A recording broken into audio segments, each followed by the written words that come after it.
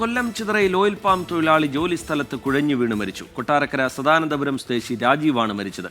വാഹനം സമയത്ത് കിട്ടാത്തതും ഡിവിഷന്റെ ഗേറ്റ് തുറന്നു നൽകാത്തതും തൊഴിലാളിക്ക് യഥാസമയത്ത് ചികിത്സ കിട്ടാൻ വൈകിയെന്ന പരാതിയുമായി തൊഴിലാളികൾ രംഗത്തുണ്ട്.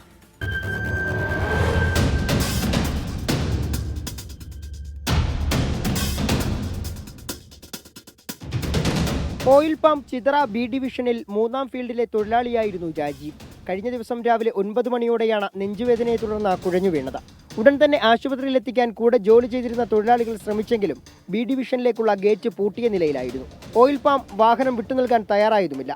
ഇതോടെ രാജീവിനെ ആശുപത്രിയിലെത്തിക്കാൻ അരമണിക്കൂറോളം വൈകി. അതിന് സാറ് വിളിച്ചിട്ടും മാനേജർ വണ്ടിയൊന്നും സാറുമാരും വിളിച്ചിട്ടില്ല. സത്യം പറഞ്ഞാൽ അപ്പോഴും വിളിച്ചായിരുന്നെങ്കിൽ ഈ ജീവൻ ഇങ്ങനെ നഷ്ടപ്പെടത്തില്ലായിരുന്നു.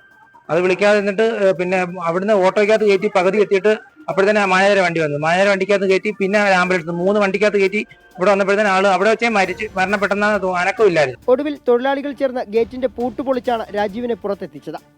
ഓട്ടോറിക്ഷയിൽ ആശുപത്രിയിലെത്തിക്കാനും ശ്രമിച്ചു. ഇതിനിടെ ഓയിൽ പാമിലെ വാഹനമെത്തി. കടക്കൽ താലൂക്ക് ആശുപത്രിയിൽ എത്തിച്ചപ്പോഴേക്കും മരിച്ചു. എന്നാൽ വാഹനം എത്തിക്കാൻ വൈകിയില്ലെന്നാണ് ഓയിൽ പാം അധികൃതരുടെ വിശദീകരണം.